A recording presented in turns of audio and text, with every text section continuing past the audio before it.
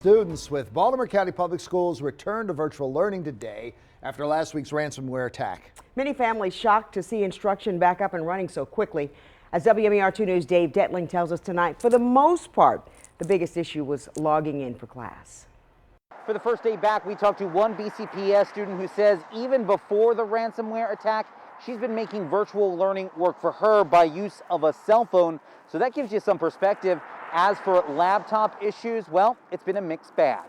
It was the same for me because I've been on my phone since this virtual thing started, so I guess it's been the same for me. 10th grader Jennifer Kaye telling WMAR2 News the Baltimore County Public Schools ransomware attack didn't stop her from logging into her cell phone for the first day back of virtual instruction.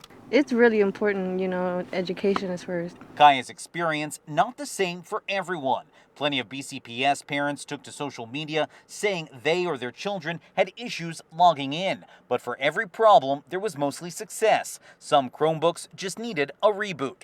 I want to reassure you about a return to virtual learning tomorrow for all students. Last night's robocall featuring Superintendent Dr. Darrell Williams alerted families the first day back would have hiccups. We know that the platform will look and feel different.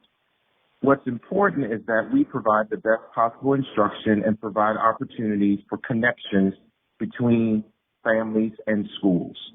As login issues arose, problems were addressed with phone calls answered by school secretaries and others. In the afternoon, BCPS pushed out this how-to guide for logging into Schoology and Google Meet. I've been answering emails all day, probably, I don't even know, 100 so far today. Over at TAPCO, Teacher Union President Cindy Sexton fielding questions from teachers, reporters, and more. Her inbox messages far less than the past week when the ransomware attack first hit. She says teacher focus remains on instruction. Reconnect with curriculum in some way, right? It's not going to look like typical instruction looked a week ago. It just can't at this point, but we need to start to take the baby steps to get back to our rigorous instruction. One of the biggest issues facing teachers, the possibility of lost lesson plans that may or may not be retrieved. They still don't know about their personal identifiable information if that's been compromised. They don't know if the lessons and resources they've created are available. There's a lot of stress about using the new devices for the teachers whose computers were affected. So there's a lot of stress and concern around that. And updates continue to come out on social media, both from BCPS as well as TAPCO.